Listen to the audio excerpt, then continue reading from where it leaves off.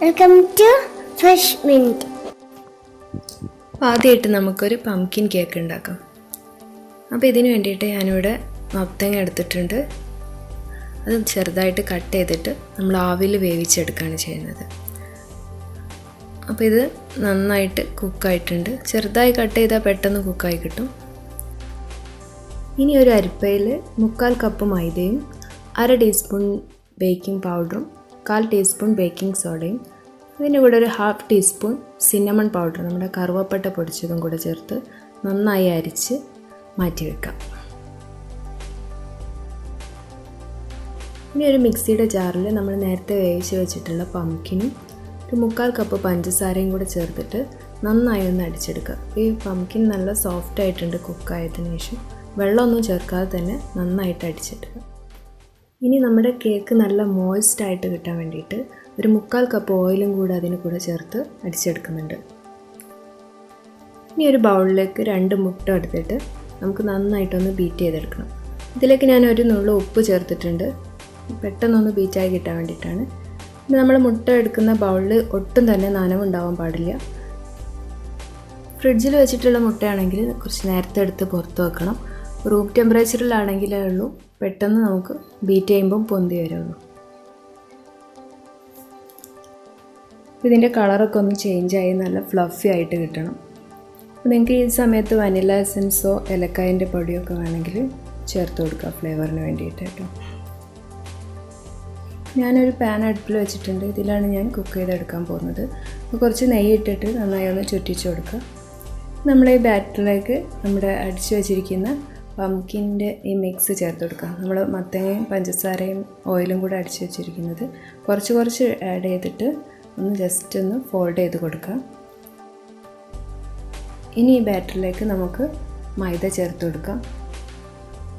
നമ്മൾ നേരത്തെ അരിച്ച് വെച്ചിട്ടുള്ള സിനമൺ പൗഡറും ബേക്കിംഗ് സോഡയൊക്കെ കൂട്ടിയിട്ട് മിക്സ് ചെയ്ത് വെച്ചിട്ടുള്ള ആ ബാറ്ററും കൂടെ ചേർത്ത് കൊടുക്കുക. അപ്പോൾ എല്ലാം കൂടെ ഒന്ന് സാവധാനം ഫോൾഡ് ചെയ്തെടുത്തതിന് ശേഷം നമുക്ക് പാനിൽ വെച്ചിട്ട് ചെറിയ തീയിൽ കുക്ക് ചെയ്തെടുക്കാം.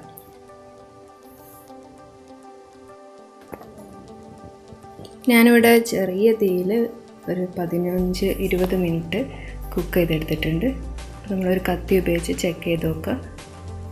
അപ്പോൾ നമ്മുടെ കേക്ക് റെഡി ആയിട്ടുണ്ട്. പിന്നെ ഇത് വളരെ മോയിസ്റ്റ് ആയിട്ടുള്ള കേക്കാണ് കഴിക്കാനായിട്ട്, ഒട്ടും ഡ്രൈ അല്ല, നല്ല ടേസ്റ്റാണ് ഇത് കഴിക്കാൻ. ഇനി നമുക്ക് വളരെ ഹെൽത്തി ആയിട്ടുള്ളൊരു പംകിൻ സൂപ്പ് തയ്യാറാക്കാം. അപ്പോൾ ഇതിന് വേണ്ടി ഞാനൊരു കഷ്ണം പംകിൻ എടുത്ത് വെച്ചിട്ടുണ്ട്. പിന്നെ ഒരു ഉള്ളിയും കുറച്ച് വെളുത്തുള്ളിയും. നമ്മൾ റോസ്റ്റ് ചെയ്തിട്ടാണ് ഈ പംകിൻ സൂപ്പ് തയ്യാറാക്കുന്നത്. അപ്പോൾ അത് തിന്നായിട്ട് ഇങ്ങനെ കട്ട് ചെയ്യാം. ഈ വലിയ ഉള്ളിയുടെ ഒരു കുറച്ച് ഭാഗങ്ങളെ ഞാൻ എടുത്തിട്ടുള്ളൂ, ഫുള്ളായിട്ട് എടുത്തിട്ടില്ല.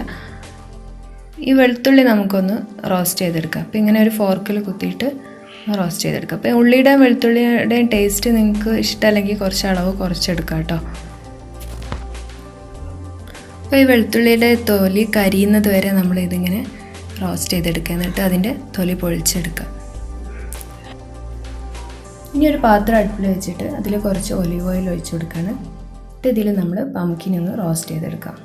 അപ്പോൾ നൈസായിട്ട് ഇങ്ങനെ തിന്നായിട്ട് കട്ട് ചെയ്തുകൊണ്ട് പെട്ടെന്ന് തന്നെ നമുക്കിത് വെന്ത് കിട്ടും. നമ്മളിത് ബോയിൽ ചെയ്തെടുക്കുന്നതിനേക്കാളും കുറച്ചുകൂടെ ഒരു ടേസ്റ്റ് ആയിരിക്കും ഈ റോസ്റ്റ് ചെയ്തെടുക്കുന്നതിന്. നമ്മൾ 2 സൈഡും ഇങ്ങനെ കാരമലൈസ് ചെയ്തൊരു കളർ വരണം, അതുവരെ ഒന്ന് നന്നായിട്ട് കുക്ക് ചെയ്തെടുക്കാം. ഇനി ഇതിലേക്ക് നമ്മൾ അരിഞ്ഞ് വെച്ചിട്ടുള്ള സവാള ചേർത്ത് കൊടുക്കുക. എന്നിട്ട് അതും കൂടെ ഒന്ന് റോസ്റ്റ് ചെയ്തെടുക്കണം.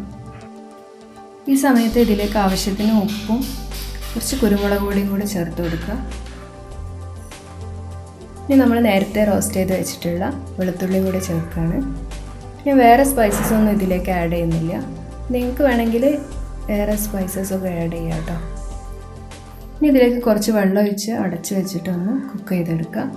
ഒരു 2 മിനിറ്റ് കുക്ക് ചെയ്താൽ മതിയാവും. ഇനി നമുക്ക് ഫ്ലെയിം ഓഫ് ചെയ്യാം. ഇനി ഇത് തണിഞ്ഞതിന് ശേഷം ഒരു മിക്സിയുടെ ജാറിലിട്ട് ഒന്ന് അടിച്ചെടുക്കാം. കുറച്ച് വെള്ളം ചേർത്ത് അടിച്ചെടുത്താൽ മതി. ഇനി ഞാനിത് തിരിച്ച് പാനിലേക്ക് തന്നെ ഒഴിക്കുകയാണ്. ഇതൊന്നുകൂടി തിളപ്പിച്ചെടുക്കാം. ഇതിലേക്ക് ആവശ്യത്തിന് വെള്ളമൊക്കെ ഒഴിച്ചു കൊടുക്കുക. ഉപ്പ് ചെക്ക് ചെയ്യുക. ഉപ്പ് എരിവൊക്കെ കുരുമുളക് പൊടിയൊക്കെ വേണമെങ്കിൽ ഇട്ട് കൊടുക്കുക.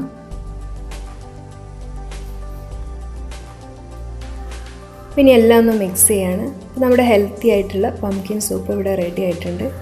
ഇതിലേക്ക് കുറച്ച് ഫ്രഷ് ക്രീമും കൂടി ആഡ് ചെയ്യണമെന്ന്. പിന്നെ എല്ലാം ഒന്ന് മിക്സ് ചെയ്തതിന് ശേഷം നമുക്കിത് ചൂടോടെ സെർവ് ചെയ്യാം. അപ്പോൾ സൂപ്പ് ഇഷ്ടമുള്ള ആൾക്കാർ ഈ പംകിൻ സൂപ്പ് ഒന്ന് ട്രൈ ചെയ്ത് നോക്കുക. ഇത് റോസ്റ്റ് ചെയ്തുകൊണ്ട് തന്നെ കുറച്ചുകൂടി നല്ല ഫ്ലേവറാണ്. അപ്പോൾ നിങ്ങൾ എൻ്റെ ചാനൽ സബ്സ്ക്രൈബ് ചെയ്തിട്ടില്ലെങ്കിൽ സബ്സ്ക്രൈബ് ചെയ്യുക. ഇഷ്ടപ്പെട്ടാൽ ലൈക്ക് ചെയ്യുക, കമൻറ്റ് ചെയ്യുക.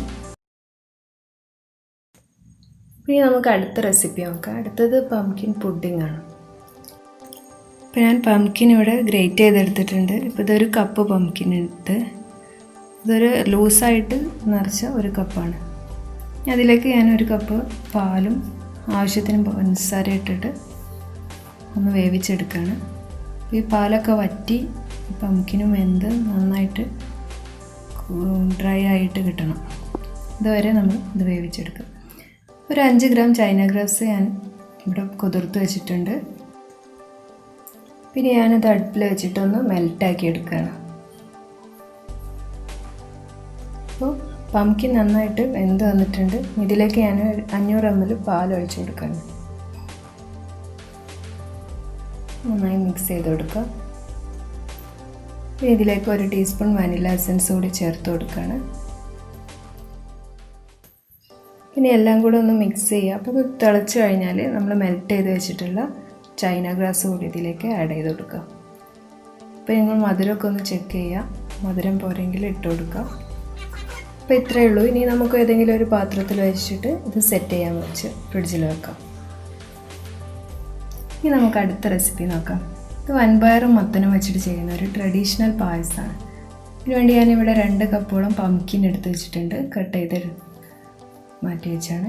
ഇത് വൻപയറാണ്. 1 കപ്പ് വൻപയർ 2-3 മണിക്കൂർ കുതിർത്തിട്ട് ഉപ്പിട്ടിട്ട് കുക്കറിൽ കുറച്ച് വെള്ളം ഒഴിച്ച് 2 വിസിൽ വരുന്നത് വരെ വേവിച്ചെടുക്കാം. 2 വിസിൽ വന്നതിന് ശേഷം ഇത് ഫുള്ളായിട്ട് കുക്കായിട്ടില്ല. നമ്മളിതിലേക്ക് മത്തനും കൂടി ഇട്ടിട്ട് 1 വിസിലും കൂടെ വരുത്തുക. ഇപ്പോൾ വെള്ളം ഇല്ലെങ്കിൽ കുറച്ച് വെള്ളം കൂടെ ഒഴിച്ച് കൊടുക്കുക. എന്നിട്ട് ഒരൊറ്റ വിസിൽ വന്നതിന് ശേഷം സ്റ്റീം ഫുൾ പോകാൻ വെയിറ്റ് ചെയ്യുക. അതിന് ശേഷം മാത്രം തുറക്കുക. ഞാൻ ഇവിടെ ഒരു 4 അച്ച് ശർക്കര ഉരുക്കി എടുത്തിട്ടുണ്ട്. അപ്പോൾ അതിൽ ഞാൻ ഒരു കഷ്ണം ഇഞ്ചി മുറിച്ചിട്ടിട്ടുണ്ട്. നിങ്ങളുടെ കയ്യിൽ ചുക്കുപൊടി ഉണ്ടെങ്കിൽ അത് ചേർത്താൽ മതി. ഞാൻ ചുക്കുപൊടി ഇല്ലാത്തതുകൊണ്ട് ശർക്കരയിൽ കുറച്ച് ഇഞ്ചി മുറിച്ചിട്ടതാണ്. അപ്പോൾ ഈ മത്തനൊക്കെ കഴിക്കുമ്പോൾ ഗ്യാസിൻ്റെ പ്രോബ്ലം ഉള്ളവർക്കൊക്കെ ഇത് ചേർത്ത് കഴിഞ്ഞാൽ ഒരു കുഴപ്പമുണ്ടാവില്ല. ഞാൻ ആ ശർക്കര അരച്ച് വെച്ചിട്ടുണ്ട്. അപ്പം ഇനി വെന്ത് കഴിഞ്ഞിട്ടുള്ള ഈ മത്തനിലേക്ക് നമ്മൾ ആ ശർക്കര പാനി ഒഴിച്ചു കൊടുക്കുകയാണ്. അപ്പോൾ നന്നായിട്ടൊന്ന് മിക്സ് ചെയ്ത് കൊടുക്കുക. മത്തൻ്റെ പീസൊക്കെ ചെറുതായിട്ടൊന്ന് ഉടച്ചു കൊടുക്കുക. അധികം ഉടക്കരുത് കേട്ടോ. പിന്നെ ഇതിലേക്ക് ഞാൻ തേങ്ങാപ്പാൽ ഒഴിക്കുകയാണ്. തേങ്ങയുടെ 2ാം പാലാണ് ഒഴിച്ചിട്ടുള്ളത്.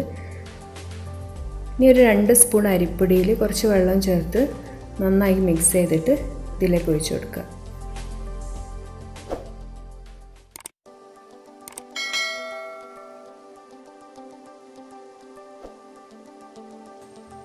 അപ്പോൾ ഈ മത്തൻ നമുക്ക് ഒരുപാട് ഹെൽത്ത് ബെനിഫിറ്റ്സ് ഉള്ള കാര്യമാണ്.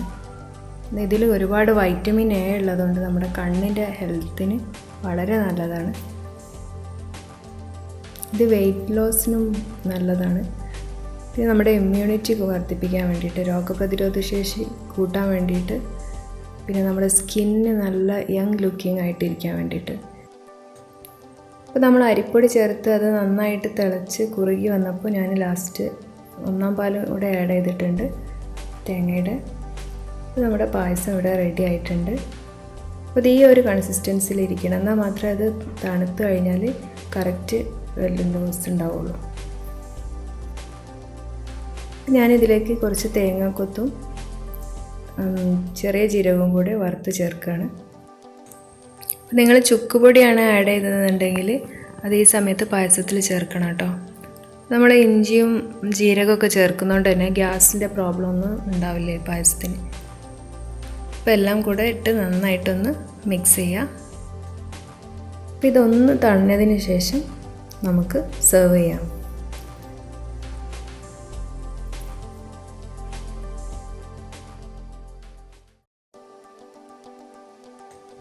പിന്നെ നമുക്ക് അടുത്ത റെസിപ്പിയിലേക്ക് പോകാം. അടുത്തതൊരു കിഡിലൻ ഷേക്കാണ്.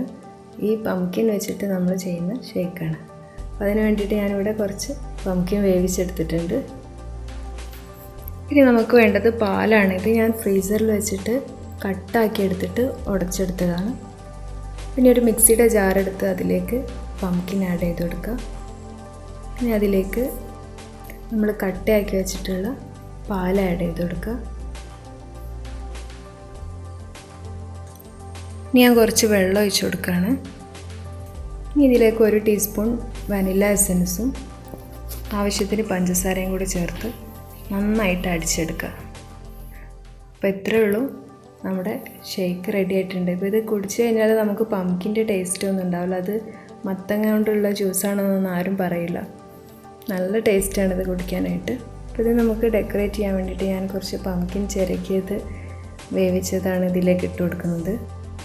അപ്പോൾ നിങ്ങളെല്ലാവരും ഇതിലേതെങ്കിലും ഇഷ്ടപ്പെട്ട റെസിപ്പി ട്രൈ ചെയ്ത് നോക്കുക, എന്നിട്ട് അഭിപ്രായം പറയാം. Thank you.